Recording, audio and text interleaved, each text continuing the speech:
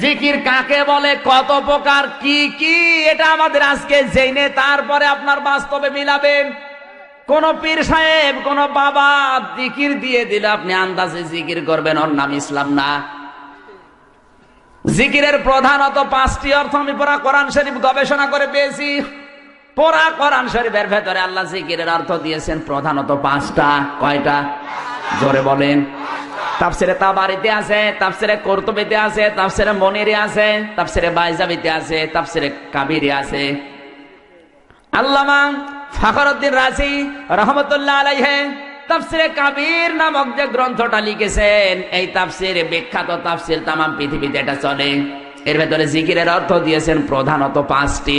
যারা আলেম আছে জিজ্ঞাসা করেন তো, জিকিরের 1 নাম্বার অর্থ, জিকির মানে কোরআন শরীফ। জিকির মানে কি? আমার কথা না, আল্লাহ নিজে দলিল দিচ্ছেন, ইন্না নাহনু নাযালনা যিকরা ওয়া ইন্না লাহু লাহাফিজুন। সূরা হিজর 14 নম্বর পারার 1ম নাম্বার পৃষ্ঠা 9 নম্বর লাইনের 1ম নাম্বার রুকুর 9 নম্বর আয়াত। এটা তাফসিরে ফি জিলালিল কোরআন আল্লামা সাজ্জাদ কুতুব রাহমাতুল্লাহ আলাইহি এই আয়াতের তাফসিরে এটাই লিখেছেন। আল্লাহ পাক বলেন, এই যে জিকির কোরআন আমি আল্লাহ নাজিল করেছি, আর এই জিকির কোরআন আমি আল্লাহ নিজেই হেফাজত করব। জিকিরের প্রথম অর্থ কি? জোরে বলেন। আল্লাহ নিজে যখন ব্যাখ্যা করে জানিয়ে দিচ্ছেন জিকির মানে কোরআন। বাংলাদেশে আজ প্রায় 48,000 পীর, অনেক দরবার আছে যেখানে কোরআন নেই, শুধু জিকির। কথা বলেন না কেন? আপনি দরবারে যাবেন, হু হু হু জিকির দিয়ে দেবে। পীরের মুরিদ হয়েছেন, আমি নিষেধ করছি না, অবশ্যই পীরের মুরিদ হবেন, হক্কানি পীর দেখে যাবেন। আগে বলবেন, হুজুর আমার হাতে কোরআন শরীফ দেন। কারণ জিকিরের অর্থ প্রথমটা কি? জোরে বলেন। আমি কোরআন আগে জানতে চাই। কোরআন জানলে আপনি যে জিকির দিচ্ছেন এটা কোরআনে আছে কিনা তখন বোঝা যাবে। কথা বলেন ঠিক কিনা? অনেক মানুষ বলে সাব্বিহুহু বুকরাতা ওয়া আসিলা, তোমরা সকাল এবং সন্ধ্যা আল্লাহর নামের তাসবিহ পাঠ করো, জিকির করো। শুধু সকাল বেলা সুবহানাল্লাহ 100 বার, বিকাল বেলা আলহামদুলিল্লাহ 100 বার পড়ে নিলাম, এর নাম কি জিকির? তাফসীরটা খোলেন তো। সাব্বিহুহু বুকরাতা ওয়া আসিলা, মুফাসসিরিন ইকরাম 42টা তাফসীরের মুফাসসির একমত। সকাল থেকে সন্ধ্যা, সন্ধ্যা থেকে সকাল, সারাদিন সারা রাত আল্লাহর বিধান রাসূলের তরিকায় মেনে নেওয়ার নাম হচ্ছে জিকির। এগুলো নেই, সকালবেলা সুবহানাল্লাহ 100 বার পড়ে নিলে সারাদিন চলছে আকাম। তাহলে জিকিরের প্রথম নম্বর অর্থ কি? কোন দরবারে যদি যান, পীরের দরবার, আগে বলবেন কোরআন দেন, আমি কোরআন শিখতে চাই, এটা জিকির। যেই দরবারে কোরআন নেই, কোরআনের কর্মসূচি নেই, কোরআনের আলো নেই, ওটা পীরের দরবার না, ওটা শয়তানের দরবার। এই পৃথিবীতে 3টা প্রাণী আছে যারা কোরআনের আলো, যারা দিনের আলো, সূর্যের আলো সহ্য করতে পারে না। এই যে পেঁচা, বাদুর আর চামচিকা, এরা কিন্তু দিনের আলোতে বের হয় না, রাতের অন্ধকারে আধারে বের হয়। রাতের আধারে বের হয়ে মানুষের ফসল নষ্ট করে, কলা নষ্ট করে, পানের বরজ নষ্ট করে। কথা বলছে না কেন? দিনের আলো, সূর্যের আলো সহ্য হয় না, এই জন্য রাতের অন্ধকারে যাদের ভালো লাগে ওদের নামও কিন্তু ডিজিটাল নাম, পেঁচা, বাদুর, চামচিকা। সুতরাং কোরআনের আলো, দিনের আলো, ইসলামের আলো যাদের সহ্য হয় না, ওরাও ডিজিটাল পেঁচা। বালহুমা দল বরণ পেঁচার চাইতেও নিকৃষ্ট। কথা বলে ঠিক কিনা? সব সহ্য হয়, কোরআনের আলো সহ্য হয় না। কোরআন দিয়ে অনুষ্ঠান উদ্বোধন হবে, তাও অনেকে চায় না। কথা বলছে না কেন? এই দেশে আছে, নাম নাই নিলাম, কিছুদিন আগে এক নেতা বক্তব্য দিয়েছিল, কোরআন তেলাওয়াত করে সংসদ উদ্বোধন হবে, এটা হতে দেওয়া যাবে না। করে সংসদ উদ্বোধন হবে, এটাও যারা চায় না, ওরা কি কোরআনের পক্ষে না বিপক্ষে? ধরে বলুন। এই জন্য জিকির করছেন, আমি নিষেধ করি না। জিকিরের প্রথম নম্বর অর্থ কোরআন। কোরআনের কর্মসূচি আপনার জীবনে থাকতে হবে। যেই পীরের দরবারে মুরিদ হবেন, আগে বলবেন, পীর সাহেব কোরআন শরীফ দেন। জিকিরের 2 নম্বর অর্থ, জিকির মানে উপদেশ। জিকির মানে কি?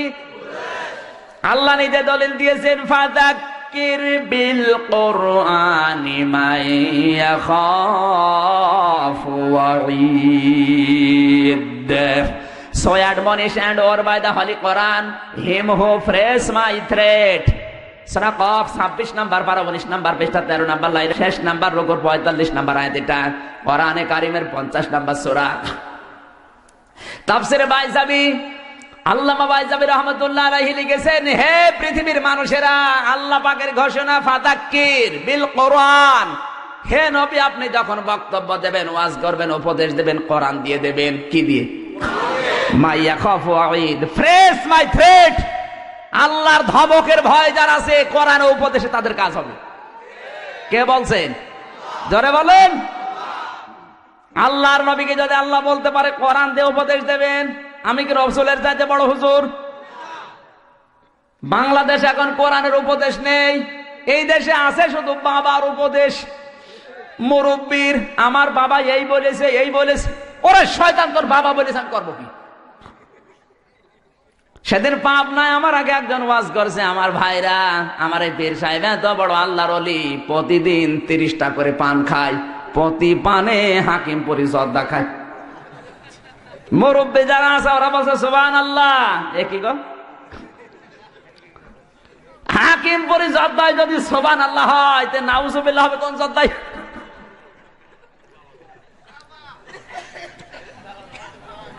মানুষের একটা কমন সেন্সও নেই। আরে ভাই, ওয়াজ যদি শুনতে চান কোরআন দিয়ে শুনবেন। আমি বরিশালে লেখাপড়া করেছি, ওই এলাকা আমার পীর আরো বেশি, ঘরে ঘরে পীর, মহিলারাও পীর।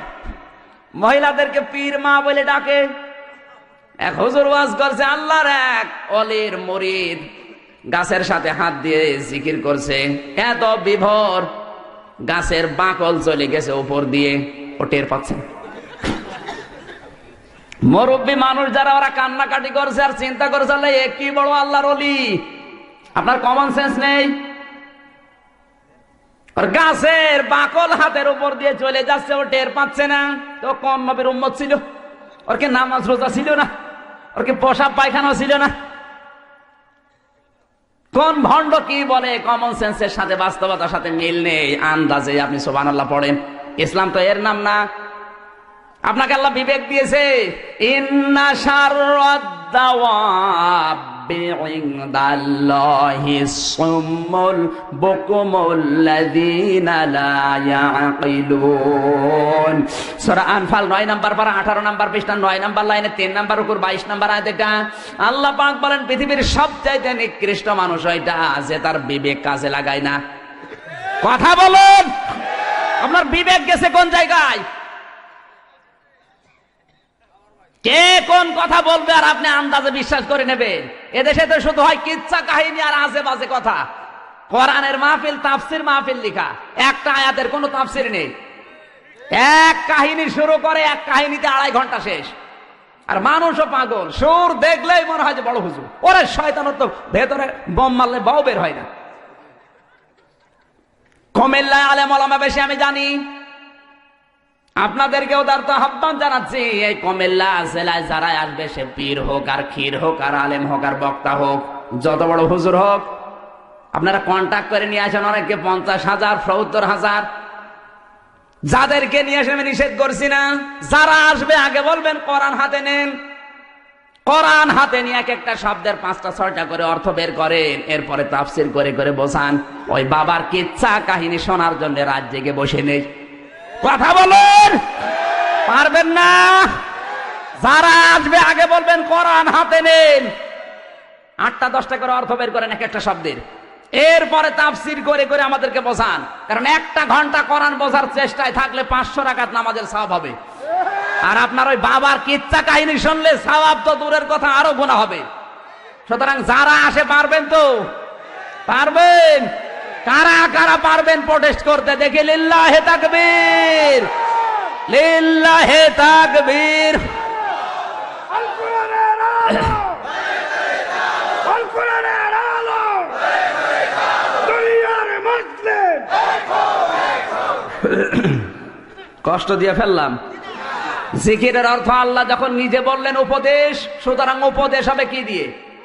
জোরে বলুন। কোরআনের উপদেশ দিলে যাদের ভেতরে আল্লাহ ধমকের ভয় আছে ওদের কাজ হবে।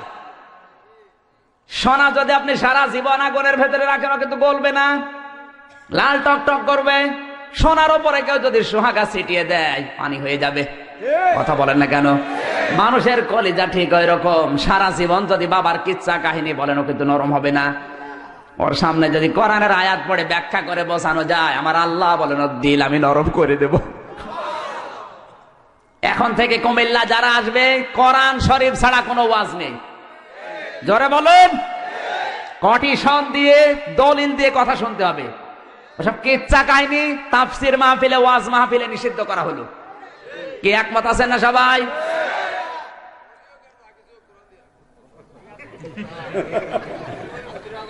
আপনাদের এলাকার ভাষা আবার আমি অল্প বুঝি। 10টা কথা বললে আমি 2টা বুঝি, 8টা বলি হা হা। কি করব? জিকিরের 3 নাম্বার অর্থ জিকির মানে নামাজ। জিকির মানে কি?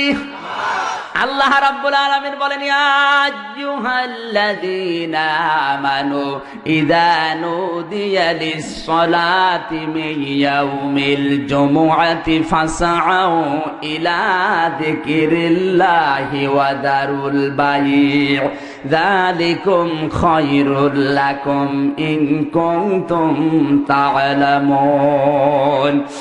সূরা জমা 28 নাম্বার পারা 13 নাম্বার পৃষ্ঠা 3 নাম্বার লাইনের শেষ নাম্বার রূপের 9 নাম্বার আয়াত। এটা আল্লাহ পাক বলেন, ও হে যারা ঈমানের দাবি করো, আযান যখন হবে জুমার দিনে সব কাজ কাম বন্ধ করে দাও, বেচা কেনা সব বন্ধ করে জিকিরের দিকে দৌড়াও। এখানে জিকির মানে নামাজ। কথা বলেন না কেন? তাফসীর যারা পড়তে পারেন দেখেন জিকিরের অর্থ ওখানে নামাজ লেখা আছে। আমার আল্লাহ নিজে ফতোয়া দিচ্ছেন জিকির মানে নামাজ। আর তুমি এত বড় পীর, তোমার দরবারে গেলে নামাজই লাগে না। বলে খাজা বাবার মুরিদ আমি, বড়ই গুনাহগার, খাজা যদি দয়া করে তবে হব পার। জোরে বলেন নাউজুবিল্লাহ। নামাজ যারা পড়বে না কিয়ামতের দিন সর্বপ্রথম তারাই ধরা পড়বে। কারণ আউয়ালু মা ইউহাসাবু বিহিল আবদু ইয়াউমাল কিয়ামাতি সালাহ, রাহুল বুখারী।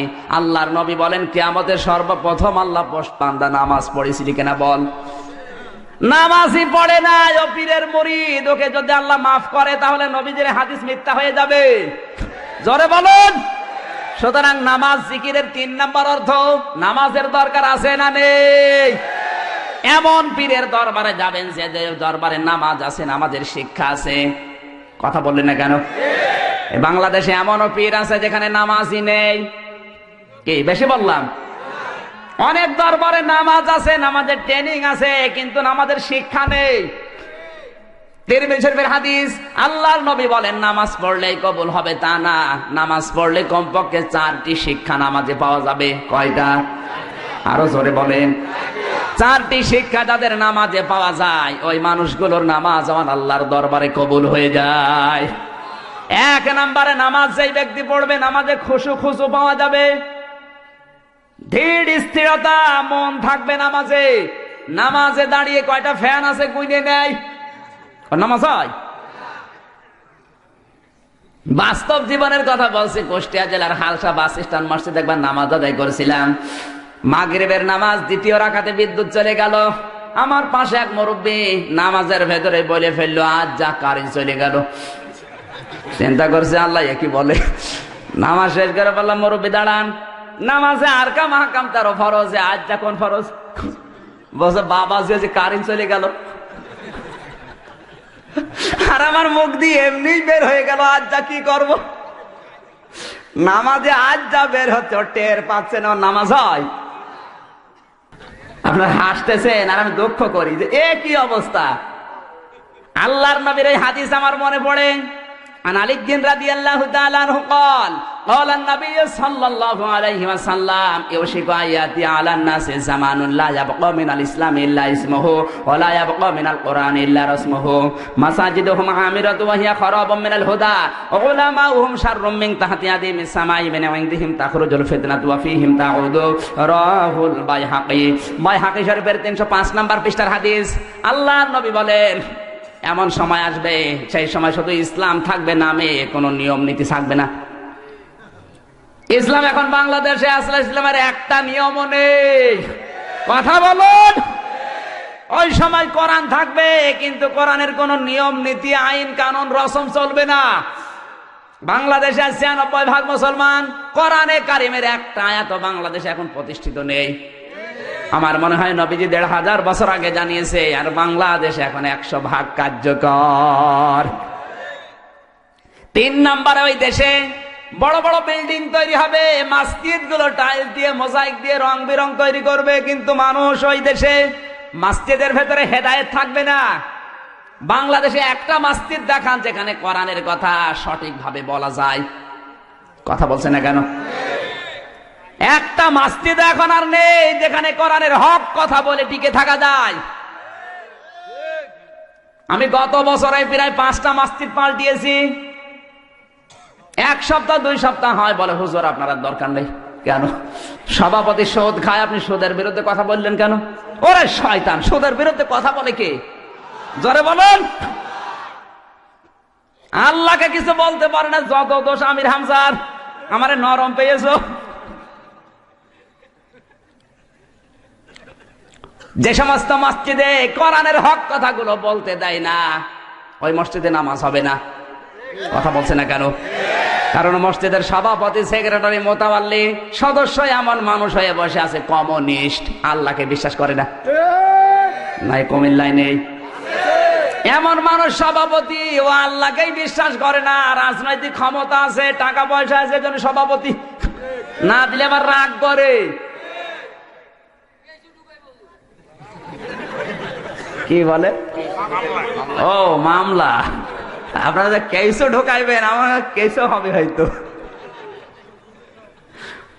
যশোরে মাহফিলে একবার পেয়েছিলাম চাষরা মোড়ে, এক সভাপতি মাইক নিয়ে বলছে, ভাইরা আমার, বোনেরা আমার, আপনারা আমাকে এলাকার মেম্বার বানিয়েছেন, এই জন্য আমি গর্ভবতী। দ্বিতীয় নম্বরে বলছে, ভাইরা আমার, বোনেরা আমার, আপনারা আমাকে মাহফিলের সভাপতি বানিয়েছেন, এই জন্য আর একবার গর্ভবতী। আমি বললাম, ভাই ঠিক আছে, আর কিছু বলার দরকার নেই, মাইক দেন। বাংলাদেশের মেয়েরা বিবাহ হওয়ার পরে 1 বছরে 1 বার গর্ভবতী হয়, আর আপনি 1 মিনিটে 2 বার। আরো যদি 5-6 মিনিট কথা বলেন তো 10-12 বার গর্ভবতী হয়ে যাবেন। এইরকম আনকালচার মানুষকে সভাপতি বানিয়ে রাখে মসজিদের। কথা বলেন, ওখানে কথা বলা যায়? এই জন্য আল্লাহর নবী দিয়েছেন, মাসাজিদুহুম আমিরাতুম ওয়া হিয়া খারাবুম মিনাল হুদা। মসজিদগুলো বড় বড় তৈরি হবে, বিল্ডিং মোজাইক করা হবে পাথর দিয়ে, টাইলস করা হবে সুন্দর সুন্দর, রং বেরং তৈরি করবে, কিন্তু মানুষ কোরআনের কথা শোনার জন্য মসজিদ পাবে না। তার মানে হেদায়েত থাকবে না। উলামাউহুম শাররুম মিন তাহতি আদিমিস সামা। ওই দেশের আলেমরা হবে ওই দেশের মানুষের কাছে সবচাইতে বড় ঘৃণিত। কথা বলুন। এখন তাকান বাংলাদেশের দিকে, যত দোষ সব আলেমদের। হুজুর যদি একটু জোরে যায় বলে দাওয়াত পেয়েছে, যদি একটু আস্তে যায় বলে কি খাওয়া খেয়েছ, তো করবে কি? যত দোষ সব এখন কিন্তু আলেমদের। আজ এই মিডিয়ার মাধ্যমে, ইলেকট্রিক মিডিয়া, প্রিন্টিং মিডিয়ার মাধ্যমে আলেমদেরকে আজ বাংলাদেশে সবচাইতে বেশি খারাপ করেছে কিছু বাম আর রাম। আলেমরা দেশের মানুষের কাছে এত খারাপ ছিল না, কিছু বাম আর রাম এরা তথ্য সন্ত্রাস করে আলেমদেরকে সবচাইতে বড় ঘৃণিত করে দিয়েছে। আল্লাহর নবী জানিয়েছেন, তিরমিজি শরীফের 328 নম্বর পৃষ্ঠার হাদিস, 528 নম্বর পৃষ্ঠার হাদিস, আল্লাহর নবী বলেন, কোন এলাকায় জনপদে যদি আলেমদের উপর অত্যাচার হয়, জুলুম হয়, নির্যাতন হয়, মহান আল্লাহ ওই দেশে 5টা গজব নাজিল করা অপরিহার্য করে নেয়। কোন বর্ণনা এসেছে 6টা গজব নাজিল হয়। 1 নম্বরে ওই দেশে ঘরে ঘরে ডায়াবেটিস হয়। 2 নম্বরে ওই দেশে হার্ট অ্যাটাকের রোগীর সংখ্যা বেড়ে যায়। 3 নম্বর ওই দেশের যুবক যারা আছে তারা যৌন শক্তি হারিয়ে ফেলে। বাংলাদেশের যুবকদের যৌন শক্তি হারিয়ে যাচ্ছে, তার 1 নাম্বার প্রমাণ হারবালের পোস্টার। কথা বলছেন না কেন? এমন কোন জায়গা নেই পোস্টার নেই। ইন্ডিয়া হারবাল, কলকাতা হারবাল, জোরে বলেন সুবহানাল্লাহ। যুবকদের যৌন শক্তি হারিয়ে যাচ্ছে, তার বাস্তব প্রমাণ এই পোস্টার গুলো। না মানে এইদিকে আসেন, আপনাকে দেখি। 4 নম্বরে ওই দেশে ভূমিকম্প হবে, ভূমিধস হবে, মাঝে মাঝে বিল্ডিং গুলো ধসে পড়বে। এই গত 5 বছরের জরিপ বেরিয়েছিল জানুয়ারি মাসে। গত 5 বছরে 384টি বিল্ডিং ফাটল ধরেছে, 74টি বিল্ডিং হেলে পড়েছে। আর রানা পিলা জানাই আমরা নাড়াতাড়া দিয়ে ফেলে দিলাম। এটা নাই আমরাই ফেলে দিলাম, যে বাকিগুলো পড়ছে কোন কায়দায়? কায়দা আছে না নেই? নবীর হাদিসের বহির্প্রকাশ। 5 নম্বরে ওই দেশে ভূমিগুলো ফেটে যাবে, জমিন ফাটা আরম্ভ করবে। নওগাঁ জেলায় যান, মান্দা থানার 3 কিলোমিটার মাঠ ফেটে গেছে। ঢাকা আশুলিয়ার 2 কিলোমিটার ফাটা আরম্ভ হয়েছে। এগুলো রহমত না গজব? কিছু মানুষ মনে করছে না রহমত, কারণ যত আকাম করেছি জায়গা যদি না পাবে ফাটার ভেতর ঢুকবো। 6 নম্বরে গজব নাজিল হবে ওই দেশে, আকাশের বৃষ্টি আল্লাহ বন্ধ করে দেবে। বলে আরাইতুম ইন আসবাহা মাউকুম গাওরান ফামাইয়াতিকুম বিমাইম মাইন। সূরা মুলক 29 নম্বর পারা 3 নম্বর পৃষ্ঠা 9 নম্বর লাইনে শেষ নম্বর রুকুর 30 নম্বর আয়াত। এটা আল্লাহ পাক বলেন, হে পৃথিবীর মানুষেরা, আমি যদি পানির লেয়ার কমিয়ে দেই, মাটির নিচ থেকে পানি যদি নামিয়ে দেই, কে আছে তোদের পানি দেবে? কথা বলেন না কেন? এই 6টা গজব আল্লাহর নবী বলেছেন নাজিল হবে। আমার মনে হয় বাংলাদেশে 6টা গজব অলরেডি নাজিল হয়েই গেছে। আলেমরা এখন সবচাইতে বড় ঘৃণার পাত্র তোমাদের কাছে। তাখরুজুল ফিতনাতু ওয়া ফীহিম তাউদ। আল্লাহর নবী বলেন ওই সময় দেখবে ফিতনা ফাসাদ এমন ভাবে ছড়িয়ে পড়বে, তাসবির দানা ছেড়ে দিলে একটা একটা করে যেভাবে সুতা কেটে দিলে দানা পড়ে, ঠিক ওইভাবে একটা একটা করে ফিতনা দুনিয়ায় ছড়াবে। আমার মনে হয় বাংলাদেশে এখন হাদিসটা 100% কার্যকর। সুতরাং জিকিরের অর্থ আল্লাহ যখন নিজে দিয়েছেন নামাজ, জিকির যারা করতে চাই নামাজের দরকার তাদের আছে না নাই? নামাজের ভেতরে 1 নম্বরে খুশু লাগবে, নাইতে নামাজ আল্লাহর কাছে যাবে না। 2 নম্বরে নামাজে ইমাম লাগবে একজন। কয়জন? ইমাম যদি 2-3 জন হয় হবে। 3 নম্বরে ইমাম নির্বাচন করতে হবে সৎ চরিত্র দেখে। আজ আমরা নামাজের এই 3 নম্বর শিক্ষাটা নেই না, এখন মেয়র নির্বাচন চলছে। কথা বলেন না কেন? এই মসজিদের ইমাম নেওয়ার জন্য কুমিল্লার এই দাউদকান্দি, এই মসজিদের ইমাম নেওয়ার জন্য মানুষ কিন্তু মাথা থেকে পা পর্যন্ত দেখে ও সুন্নত মানে কিনা, ওর কর্মজীবন ঠিক আছে কিনা, ও বাস্তবে ওর চরিত্র ঠিক আছে কিনা, ওর বউ পর্দায় থাকে কিনা, সব দেখে দেখে তারপরে ইমাম নেয়। কথা বলেন না কেন? ইমাম সাহেবকে কোনো মানুষ 5 লাখ টাকা ঘুষ দেবে? জোরে বলেন। শুধু নামাজ আদায় করাবে, এই জন্য যদি এত কিছু পরীক্ষা করা লাগে, এত চরিত্র দেখা লাগে। যে লোকটা মেয়র হবে, এমপি হবে, মেয়র হওয়ার পরেও কোটি কোটি টাকা নাড়াচাড়া করবে। কথা বলছে না কেন? তাহলে ওর চরিত্র ইমাম সাহেবের চাইতে 100 গুণ ভালো হওয়া লাগবে। বাংলাদেশে একটা মেয়র দেখান যার চরিত্র ইমাম সাহেবের চাইতে ভালো। কিসের নামাজ পড়েন আপনি? নামাজের 3 নম্বরের শিক্ষা এটা, ইমাম নির্বাচন করতে হবে বেছে বেছে। যাকে তাকে ভোট দিয়ে জাহান্নামে যাওয়ার কাজ করবেন না।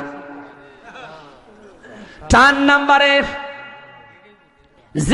নামাজের 4 নম্বর অর্থ হচ্ছে, আল্লাহর নবী বলেন নামাজ যারা পড়বে, ইমাম সাহেব যদি ভুল করে ফেলে ওরা লোকমা দেবে। কি দেবে?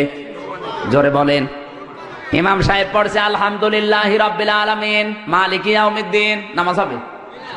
পেছনে যে কিচ্ছু জানে না ও বলে হুজুর আপনার ভুল হচ্ছে, ও কিন্তু বলে দেবে কিচ্ছু জানে না, তারপরও বলবে ভুল হচ্ছে, একটা আয়াত বাদ গেছে। এত বড় ইমামের যদি ভুল ধরা লাগে, তাহলে এই সমাজে এই রাষ্ট্রে যারা ইমামতি করছে, আজ দায়িত্ব পালন করছে, প্রধানমন্ত্রী শেখ হাসিনা থেকে শুরু করে আপনাদের এই কুমিল্লার দাউদকান্দির যে চেয়ারম্যান আছে, এই 1628 জন মানুষ এখন দায়িত্বে আছে, এদের চরিত্র মসজিদের ইমাম সাহেবের চাইতেও ভালো হওয়া লাগবে। আর এরাও যদি কোনো ভুল করে, আল্লাহ রাসূলের বিরুদ্ধে কোনো কথা বলে, অবশ্যই তার লোকমা দিতে হবে। অনেক নামাজ পড়ে রাসূলের বিরুদ্ধে আব্দুল লতিফ সিদ্দিকীর মতো কোলাঙ্গার গালি দিয়েছে, কথা বলা তো দূরের কথা, একটা প্রোটেস্ট করে না? কথা বলুন, কিসের নামাজ পড়ো তুমি?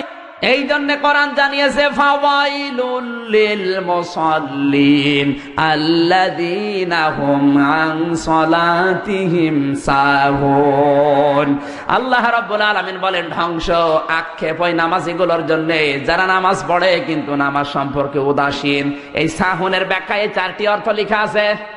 নামাজ পড়ে কিন্তু খুশু খুশু নেই, নামাজ পড়ে কিন্তু নামাজের ইমাম ঠিক নেই, নামাজ পড়ে কিন্তু নামাজের ইমাম নির্বাচন ঠিক নেই, নামাজ পড়ে কিন্তু নামাজের ভেতরে ইমাম ভুল করলে লোকমা দেয় না। কথা বলেন না কেন? আমার ভাইয়ের এই জন্য নামাজ জিকিরের অর্থ আল্লাহ যখন দিয়েছেন, অনেক দরবারে যাবেন শুধু নামাজ পাবেন কিন্তু নামাজের শিক্ষা পাবেন না। এরকম দরবার আছে না নেই? নামাজের শিক্ষা যদি আজ প্রত্যেকটি পীরের দরবার থেকে মুরিদদেরকে শিক্ষা দেওয়া হতো যে ইমাম নির্বাচন করতে হবে সৎ চরিত্র দেখে, বাংলাদেশে কোনো শয়তান এমপি হতে পারতো না। সুতরাং নামাজ যারা পড়বে, যারা আদায় করবে না নামাজের, ওদের জিকিরে কাজ হবে। হযরত মুসা আলাইহিস সালামের জামানায় এক যুবতী মেয়ে এসে বলে, আল্লাহর নবী মুসা, আমি জিনা করেছি, আমার পেটে একটা অবৈধ সন্তান ছিল, ওরা ভূমিষ্ঠ হওয়ার পরে আছাড় দিয়ে মেরে ফেলেছি, আমার মতো গুনাহগার কেউ আছে? হযরতে মুসা বললেন, না, তোমার মতো গুনাহগার আর কেউ নেই, আল্লাহ তোমাকে মাফ করবে না। সঙ্গে সঙ্গে ফেরেশতা জিবরাইল এসে বলে, হে নবী, এই মহিলার চাইতে নিকৃষ্ট মানুষ দুনিয়ায় আছে। হযরতে মুসা আশ্চর্য হয়ে গেলেন, ডাক দিয়ে বললেন, ইয়া আখি জিবরাইল উনজুর, হে ভাই জিবরাইল আমার দিকে তাকান, কি বলেন আপনি? এই মহিলার চাইতে নিকৃষ্ট মানুষ আবার কে? হযরতে জিবরাইল বলে, আল্লাহ এই কথাটা জানার জন্য আমাকে পাঠিয়েছেন। এই মহিলার চাইতে নিকৃষ্ট মানুষ আল্লাহর কাছে তারা যারা সুস্থ থাকার পরও নামাজ পড়ে না। নামাজ না পড়া মানুষ হত্যা করার চাইতেও খারাপ কাজ, নামাজ না পড়া জিনা করার চাইতেও খারাপ কাজ।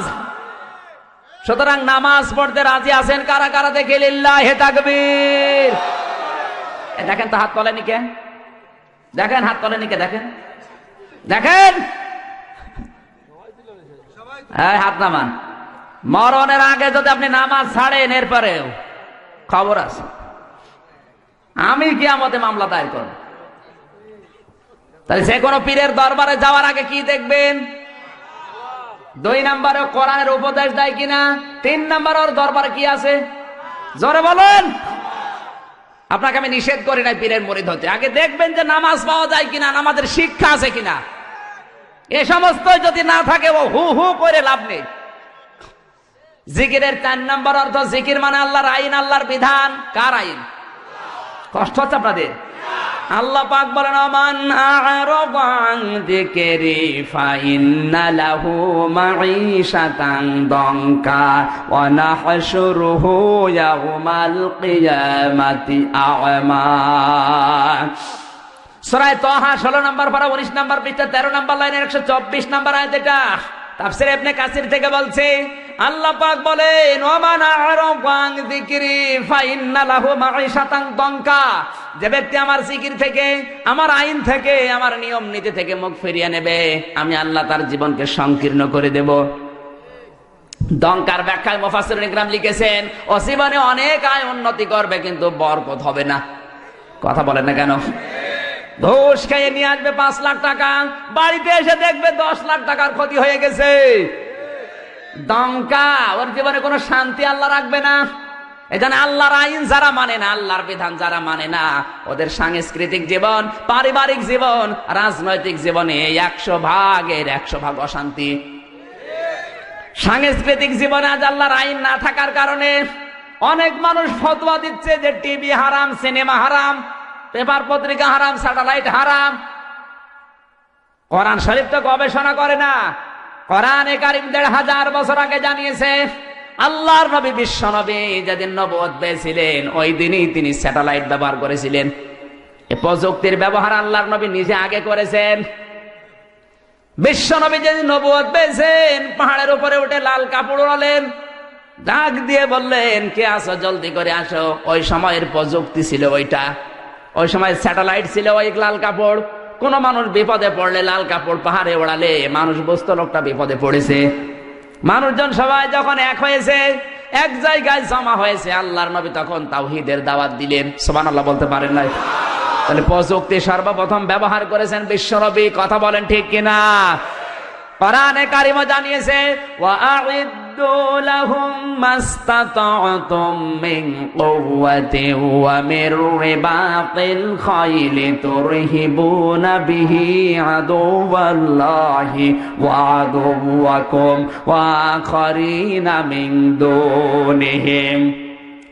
সূরা আনফাল 10 নম্বর পারা 3 নম্বর পৃষ্ঠা 9 নম্বর লাইনের 60 নম্বর আয়াত। এটা তাফসীরে ফি জিলালিল কোরআন আল্লামা সাজ্জাদ কুতুব রাহমাতুল্লাহ আলাইহি লিখেছেন, এই পৃথিবীতে কাফের মুশরিকরা যেটা ইসলামের বিরুদ্ধে ব্যবহার করে ওইটা তোমরা উল্টিয়ে ইসলামের পক্ষে কাজে লাগাও। এখানে খয়েল মানে শুধু ঘোড়া না। যারা গ্রামার মধ্যে জিজ্ঞাসা করেন খয়েলের অর্থ 99টা। খয়েল মানে ঘোড়া, খয়েল মানে সিনেমা, খয়েল মানে পত্রিকা, খয়েল মানে স্যাটেলাইট, খয়েল মানে টিভি, খয়েল মানে রেডিও, খয়েল মানে ফেসবুক, খয়েল মানে ইন্টারনেট। আজ এগুলো দিয়ে ইসলামের বিপক্ষে ওরা কাজে লাগাচ্ছে, আর আমরা বলছি লা ইলাহা ইল্লাল্লাহ, কাউকে কিছু বলবো না। ওরে শয়তান! আজ টিভি হারাম, সিনেমা হারাম, স্যাটেলাইট হারাম, পত্রিকা হারাম, হারাম করে করে নিজেও হারাম হয়ে গেছে। এই সুযোগে ইহুদি খ্রিস্টানেরা স্যাটেলাইট গুলো দিয়ে চ্যানেল গুলো সব হাতে নিয়েছে। বাংলাদেশের 36টা চ্যানেল সব এখন বামদের হাতে। কথা বলেন না কেন? ভারত এই দেশে 36টা চ্যানেল দিয়েছে। কতগুলো? এই যে স্টার জলসা, স্টার প্লাস, জি প্লাস, জি বাংলা, জি গোল্ড। সারা দিন ভারত সিরিয়াল গুলো মেনটেন করে, আর এই দেশের মেয়েরা এগুলো বসে বসে নিজের চরিত্রের সাথে মিলায়। এত আকর্ষণ ভারতের এই স্টার জলসার প্রতি মেয়েদের। সারা দিন বসে বসে সিরিয়াল গুলো মিলায়। বসে না, সে বসে না। তুমি আসবে বলে চোখের তারা তুই, জল নূপুর, তোমায় আমায় মিলে কিরণমালা। মনে করছেন হুজুর কিছু জানে না? হুজুর ভার্সিটির মাল, সব খবর হুজুরের কাছে আছে। সারা দিন বসে বসে সিরিয়াল গুলো, যদি রাতে কেউ দেখতে না পারে ও দিনের বেলা কাঁচা তোলে। স্বামী যখন আসে বলে তুমি তো জানো না তোমার মেয়ে হয়েছে কিরণমালা আর আমি হয়েছে কটকটি। জয় মা কটকটি জয়, জোরে বলেন সুবহানাল্লাহ।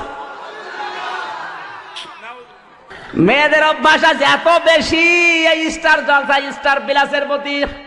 কোন স্বামী যদি বলে যে একটু রিমোটটা দাও তো, দেশের অবস্থা ভালো না, কখনকার ফাঁসি হয়ে যাচ্ছে বলা যায় না, একটু দেখি। অনেক বউ আছে বলবে তোমার মাথা খারাপ, এখন শুরু হবে টাপুর টুপুর। কার কার বাড়িতে স্টার জলসা, স্টার প্লাস হয় একটু হাত তোলেন তো। চলেন একজন। এই পাকি,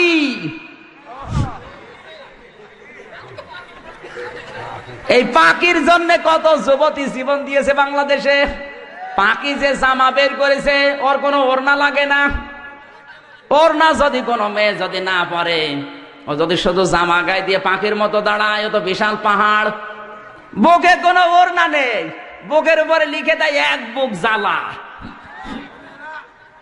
আর পেট মনে হয় ফুটবল খেলার মাঠ।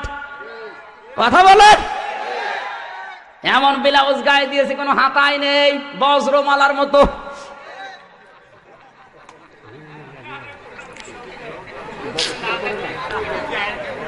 এই সমস্ত ৮-৬০ পোশাক পরা মহিলারা যখন কোন রিকশায় ওঠে, তখনই রিকশা চালক অ্যাক্সিডেন্ট করে। কথা বলেন না কেন? কুষ্টিয়ার বড় বাজারে একবার রিকশায় উঠলাম, আমার নিয়ে রিকশা চালক চালাতে পারে না। 3 দিন পরে দেখি ওই রিকশায় মোটা মোটা 3টা মমতাজ মার্কা মহিলা উঠেছে। বিউটি পার্লার থেকে সেজে সেইভাবে ৮-৬০ পোশাক পরে উঠেছে, কোনো ওড়না নেই কারো। আমার রিকশা ওভারটেক করে হুড় হুড় করে চলে যাচ্ছে। মালাই দাঁড়া, সেদিন আমার নিয়ে টানতে পারছিলে না, আজকে এত জোরে যাও কোন কায়দায়? বলছো হুজুর এইরকম মহিলা আমার রিকশায় উঠলে আমার গা গরম হয়ে যায়। ওর গা তো গরম হবে, কারণ উঠেছে কি, ও তো টাটকা শয়তান। কথা বলুন।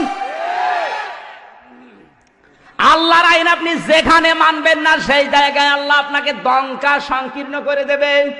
وقرن في بيوتكن ولا تبرجن تبرج الجاهلية الأولى সূরা হাসাব 22 নাম্বার পারা প্রথম নাম্বার পেজা 4 নাম্বার লাইনে 33 নাম্বার আয়াত। এটা তাফসিরে মাযহারি আল্লামা সানাউল্লাহ পানিপতি রাহমাতুল্লাহ আলাইহি এখানে তিনটি অর্থ দিয়েছেন তাবাররুজের।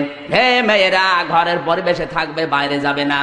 বাইরে যদি যেতে হয় জাহিলি যুগের মেয়েদের মতো রূপ সৌন্দর্য প্রদর্শন করে বের হবে না। এ ঘোষণাকার আর না, এটা আমরের সিগা। This is my order, so follow. যারা গ্রামার মধ্যে জিজ্ঞাসা করেন আল্লাহ আমর মানে আদেশ করছেন মেয়েদেরকে। রাস্তাঘাটে বের হলে যদি তাবাররুজ করে বের হও জাহান্নামে তোমাদের স্থান আল্লাহ দেবে। তাবাররুজের অর্থ তিনটা। কয়টা? জোরে বলেন। তাবাররুজের 1 নাম্বার অর্থ, মেয়েরা যখন রাস্তাঘাটে আসে ওদের সাজগোজ বেড়ে যায়। কথা বলুন। আজ অনেক মেয়েকে দেখবেন ঘরের পরিবেশে থাকে, ময়লা পোশাক পরে, দুর্গন্ধযুক্ত শরীর নিয়ে। আর যদি শোনে বাইরে যাবে মার্কেটে বিবাহ খেতে, ওর সাজ দেখে কে? এক চোখের ভেতর দিয়ে 8টা-9টা জিনিস, আশকারা, মাস্কারা, আইলানা, মার্জিয়া, রূপের। এক চোখের ভেতরে যদি 9টা থাকে তো বাকি জায়গায় কয়টা আছে? সম্মানিতা মা বোনের, আপনি সাজবেন, নিষেধ নেই। টাকা পয়সা খরচ করি আমরা, সোনো পাউডার ব্লাউজ কিনে দিয়ে মরি আমরা। আর এগুলো দেখে মজা মারে ভ্যান চালক আর দোকানদাররা। ঠিক হজুর মানে কি? আমার কাছে কিছু জানে না। টাকা পয়সা খরচ করি আমরা, আর এগুলো দেখে মজা মারছে ভ্যান চালক আর দোকানদাররা। আমরা কিনে দিই, আমাদেরকে দেখাও। অনেকে আছে নিজের বউ একটু সুন্দর, ও দিশাই পায় না করবে আরো সুন্দর করে সাজিয়ে মানুষকে দেখা। কুষ্টিয়ার মজমপুর গেটে বাস্তব বলছি, মোটর সাইকেলে করে নিয়ে যাচ্ছে একজন তার বউকে। সালাম দিলাম, উত্তর দেওয়ার পরে বললাম ভাইকে। বলছে তোমার ভাবি। তো ভাবি একই পরিয়েছে নাকি শাড়ি না মশারি? মানে একবার তাকানোর পর তাকানো যাচ্ছে না। আমার কানের কাছে মুখ নিয়ে বলছে আমির হামজা কি করব? সারা জীবন তো আমি দেখলাম, আমি আর কত দেখবো? এলাকার মানুষের হক নেই, উনি হক আদায় করে বেড়াচ্ছে। এই হক আদায় করেন কারা কারা? হাত তোলেন, তোলেন। নিজের বউ সুন্দর, মেয়ে সুন্দর, বেটার বউ সুন্দর, বাড়িতে আপনার ছেলেকে দিয়ে দেখান। আপনার বেটার বউ আপনার ছেলে দেখবে, আপনার মেয়ে আপনার জামাই দেখবে। আপনার বউ সৌন্দর্য দিয়েছে আল্লাহ আপনার জন্য, ওগুলো নিজে দেখে মজা মারেন, বাইরের লোক দিয়ে মজা মারার বিষয় না। যে সমস্ত মানুষগুলো নিজের বউ দিয়ে মানুষকে খুশি করায়, এমন এমন পোশাক পরিয়েছে, পেটে কোনো কাপড় নেই। মেয়েদের এই কয়েক ইঞ্চি পেট কিন্তু খুব গুরুত্বপূর্ণ জায়গা। যেই মেয়ের পেট যত খারাপ হবে, যত মানুষ নজর দেবে, ওখানে তত রকমের খারাপ সন্তান আল্লাহ দেবে। কথা বলছে না কেন? সেদিন রংপুর থেকে মাহফিল করে যাচ্ছিলাম কুষ্টিয়ায়। নাটোরের এই চলন বিলের মাঝখানে 2জন স্বামী স্ত্রী উঠেছে গাড়িতে, আমার সামনের সিটে বসা। একেবারে বাস্তব বলছি, এমন পোশাক পরেছে tight fit, skin tight pant পরা, 2জনের শার্ট গায়ে দেওয়া। কোনটা স্বামী কোনটা স্ত্রী বোঝা যাচ্ছে না।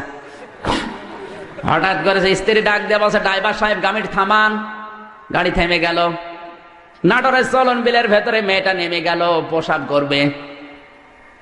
মেয়েরা কি দাঁড়িয়ে পোশাক করতে পারে? যেই বসতে গেছে পেছনে কিছু ছিড়িয়ে,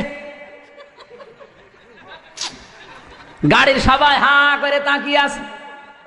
ওর যে স্বামী ও তাকিয়ে আছে। লোকজন বসে বেটা বিয়াদব, তাড়াতাড়ি যা। ও নিজে করবে কি? নিজের জামা খুলে তাড়াতাড়ি জড়িয়ে ধরেছে।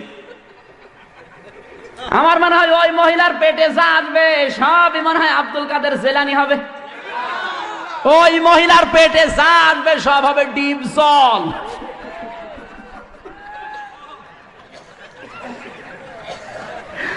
হয় ডিপ জল বের হবে, নাই মাইকেল জ্যাকসন, নাই মমতাজ বেগম। ওর পেটে আল্লাহ আল্লাহর ওলি দেবে। কার? সারা দেশের মানুষের ইজ্জত দেখা শেষ। কথা বলেন না কেন? এই জন্য তাবাররুজের 2 নাম্বার অর্থ, মেয়েরা যখন রাস্তাঘাটে আসে এমন পোশাক পরে 8-60 পোশাক। এখন আর 4 পিস পাওয়া যায় না, 3 পিসে এসেছিল, তারপরে 2 পিস, এখন 1 পিস। বিশ্ববিদ্যালয়ে যান, মেয়েরা মুসলমানের মেয়ে 1 পিস পরে বাস থেকে নামে। 22 বছর 25 বছরের যুবতী মেয়ে, বুকে কোনো ওড়না নেই, স্কিন টাইট প্যান্ট পরে গেঞ্জি গায়ে দিয়ে যদি নামে তো কেমন লাগে বলেন তো? হ্যাঁ,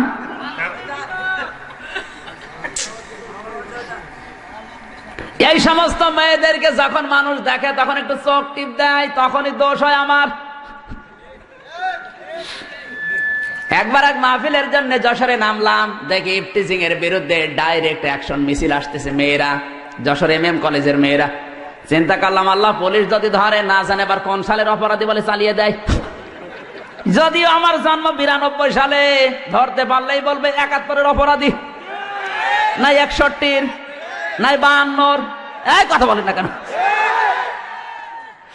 পুলিশের ভয়ে ঢুকলাম এক চার দোকানে, ঢুকে দেখি সামনে আমার পুলিশ। আরে ভাই, আপনার যন্ত্রণা আসলাম আমি, আর আপনি আমার সামনে। বলছে, হুজুর একটা কথা বলি, বলেন। এই যে মিছিল আসতেছে, এই মিছিল যেন সহি সালামতি হয়, এই জন্য সরকার আমার দায়িত্ব দিয়েছে, আমি পাহারা দিচ্ছি। কিন্তু যে জিনিস আসতেছে, যশোর MM কলেজের মেয়েরা, বুকে কোনো ওড়না নেই, টাইট ফিট প্যান্ট পরা, হাতে এক হাতে ব্যানার আর এক হাত দিয়ে মিছিল করছে ইফটিজিং এর বিরুদ্ধে ডাইরেক্ট অ্যাকশন।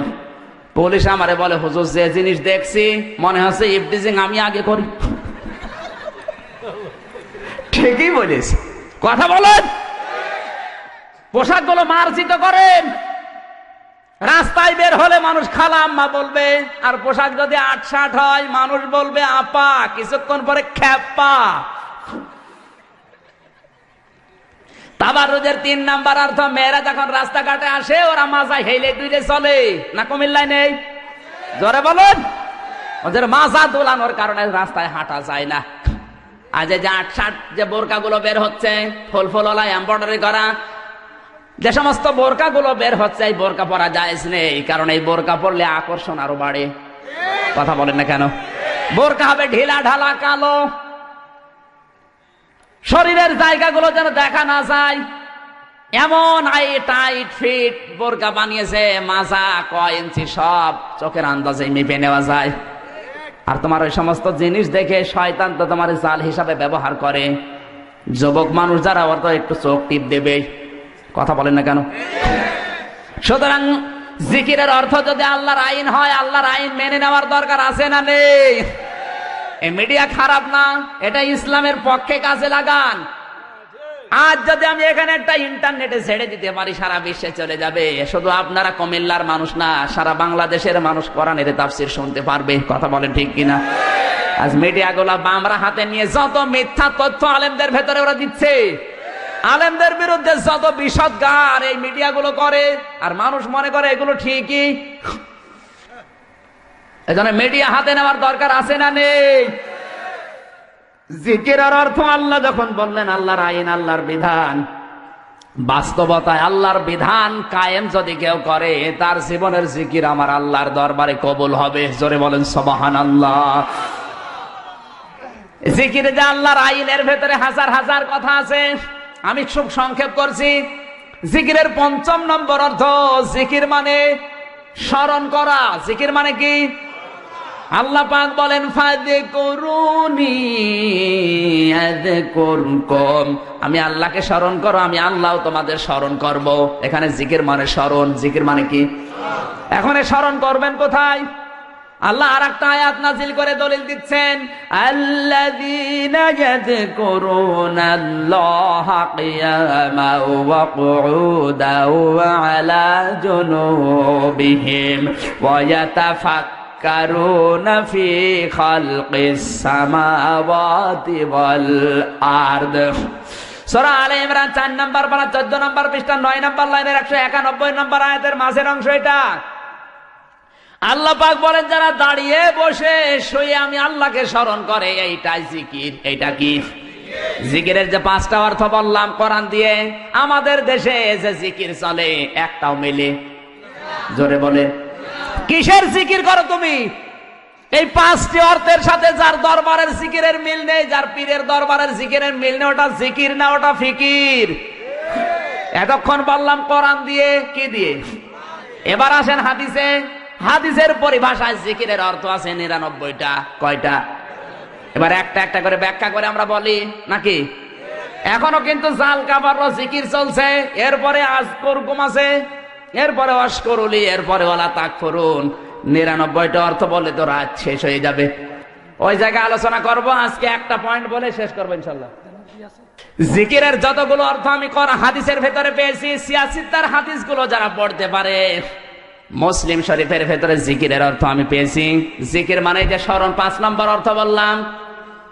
কত নবী আমার আল্লাহকে যখনই স্মরণ করেছেন তখনই পেয়েছেন, কথা বলেন ঠিক কিনা? জিকির আছে ব্যক্তিগত জীবনে, সামাজিক জীবনে, পারিবারিক জীবনে, রাজনৈতিক জীবনে, আন্তর্জাতিক জীবনে, সাংস্কৃতিক জীবনে, সারা জীবন শুধু জিকির আর জিকির।